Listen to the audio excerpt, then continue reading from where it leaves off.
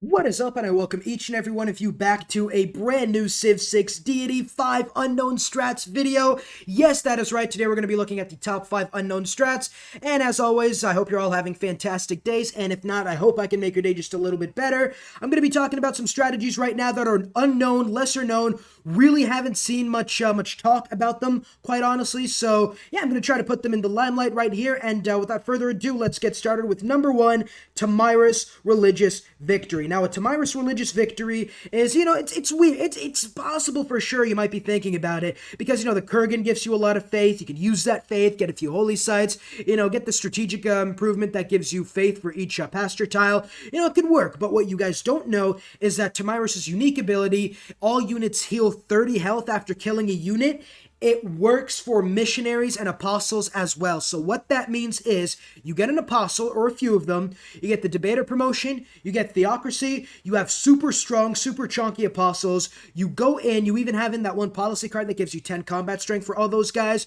You go ahead, you just obliterate enemy missionaries or even apostles at this point, gurus as well, destroy them, and then you are going to heal 30 health after every kill. And with that, you are going to easily be able to go around, spread every single religion, remove it from the game, and replace it with your religion. Your apostles are unstoppable. Being able to heal after every kill is just absolutely incredible. You'll be able to keep going with those apostles, get enough of them, and you won't even have to attempt to convert a city once. Just kill the units, automatically gain loyalty pressure in the enemy cities, and you are absolutely golden. It is that simple. It's really an unknown strategy. Tomyris is really more suited for domination, but this religious strategy is definitely helpful as well and pretty unstoppable if done right.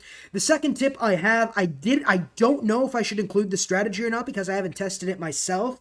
So if it ends up not being like a good, if it ends up like being patched or something, apologize for that, but the Roman resource disimprovement strategy. So what that means is the Roman legion, as we all know, can either build a fort or improve a resource, or like build a road or do something. The Roman builder has pretty much one thing. He could chop, or he could build a fort. What you don't know is that the Roman legion can also unimprove a resource. So if you have a farm, you can unimprove it with the Roman legion. And the way that works is actually the Roman legion doesn't lose his one chop. If you chop one forest, your Roman legion's done, can't do anything else. If you build a fort, done, can't do anything else. But if you unimprove a resource, he can do that infinite numbers of times. So what you could do is, if you're not going to war, keep like 4 or 5 legions unupgraded, go ahead, get open borders with an AI, or even make an alliance with an AI, go into their territory and unimprove everything. Unimprove every mine, unimprove every iron mine. What that's going to do is it's going to decrease the yield, sure,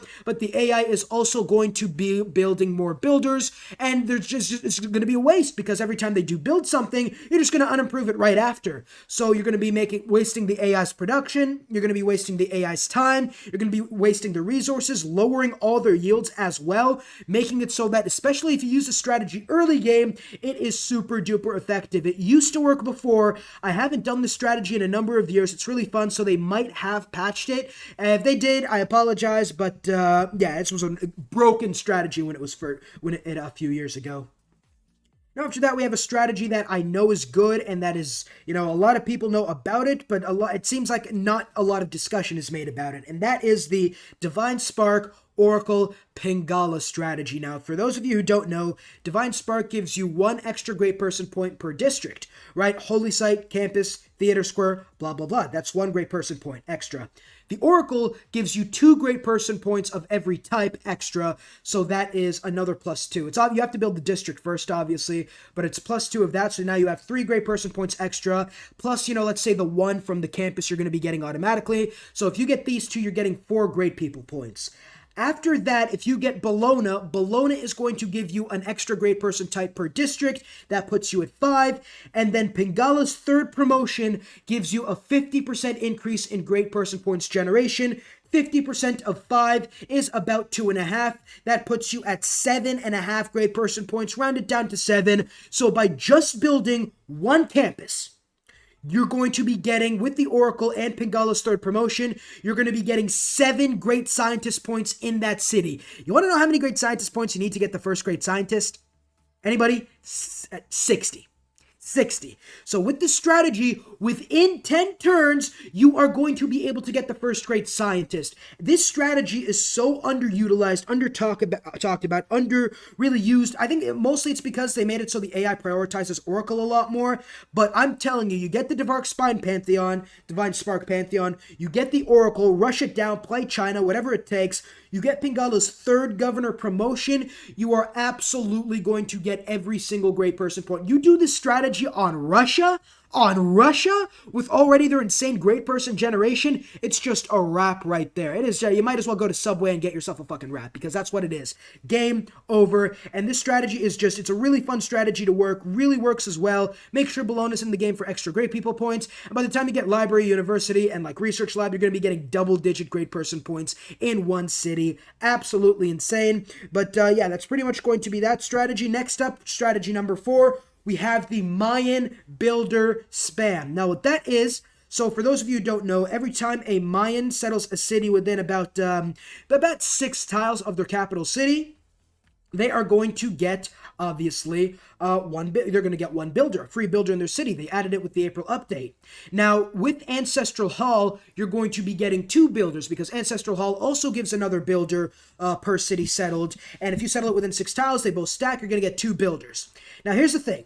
You settle a city within 6 tiles of your capital, but within enough of your cities where it has loyalty pressure, and you trade it away to the farthest AI. Now, what that is going to do is that the city's going to end up rebelling, right? It's going to end up rebelling. And then once it does rebel, you go ahead with your military units, especially your unique archer, which is going to have more combat strength because it's going to be within 6 tiles. Not only is it going to allow you to spam build promotions, but also by the time you take that city, guess what's going to happen? You're going to get 2 extra builders. That is insane, absolutely broken. Unless they patched it, it definitely worked right after the April update. They might have patched, I don't think I have read about them patching it, but it is an absolutely insane strategy. You will be getting an infinite supply of builders.